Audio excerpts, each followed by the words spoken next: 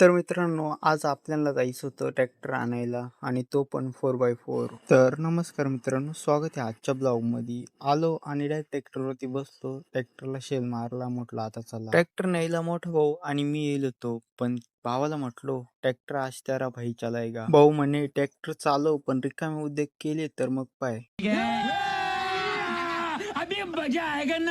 मग हळूहळू आपण आलो गिरणारे गावामध्ये आणि गिरणारे गावामध्ये एवढी गर्दी का बरं आहे? कारण आज गुरुवार आहे, सगळी पब्लिक बाजार करायला आली आहे. आणि आज तर एवढी भयानक गर्दी होती ना, डायरेक्ट गावाच्या बाहेर सुद्धा दुकानं लावली होती पब्लिकने. मग तिथून बांगबुंग करत आलो डायरेक्ट आपण घरी. घरी थोडंसं सिन्सिअर बनून जावं लागल. आता तुम्ही म्हणशाल तू एवढा मोठा झाला तरी घरच्यांना घाबरतो. मी जरी मोठा झालो असलो ना तरी फटके लहानपणी सारखेच पडत आहे.